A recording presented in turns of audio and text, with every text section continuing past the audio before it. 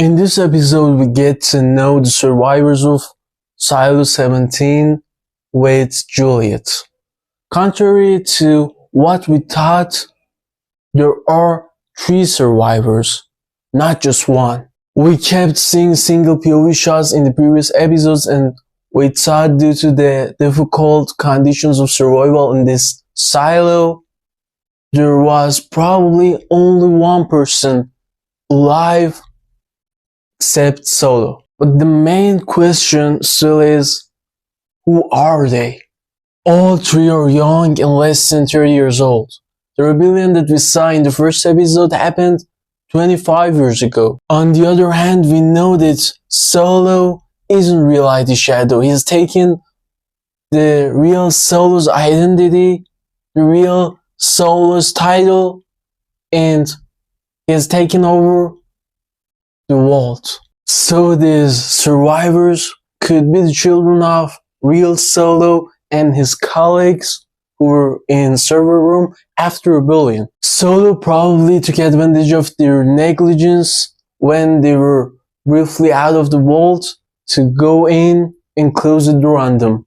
Maybe they had gone out to see the condition of the silo after rebellion with their own eyes, because it just doesn't seem like Solo is smart enough to be able to kill all of them after he found the code on the door.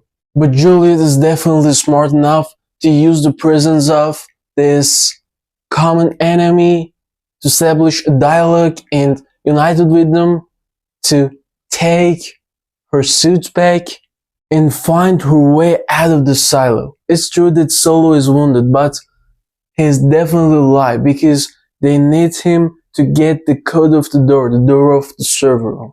If Juliet can get into the server room, which is possible according to the scene we saw in the season 2 trailer, maybe she can communicate with Silo 18, with IT supercomputer, especially now when Lucas Kyle is Bernard's shadow. It can happen just before she starts her return with her suit. Other thing that became clear was that Sam's promise to Patrick Kennedy wasn't empty and false.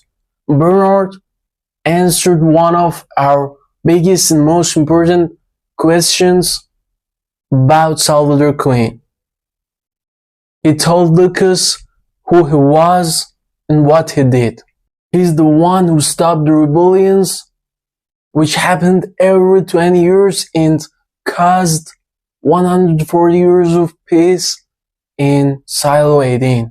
He burned all the books, erased informations, and used the forgetfulness drug in the water so he can start new date, new history, because the knowledge of the past and successive rebellions could cause the next rebellion. He made the pact the center of legislation and life in Silo. With Marto as Bernard's rat, any action from the lower levels would be condemned to failure. But considering Sim's warning to Lucas about the danger of returning to the mines and the knowledge of most of them that they have empty titles, their power is determined by Bernard's attention to them and not their titles. So all of those reasons are enough to force them to make a move to gain power. Now is the best time for them to work together to take power from Bernard. Since Lucas's progress in deciphering Queen's letter has made Bernard trust him more,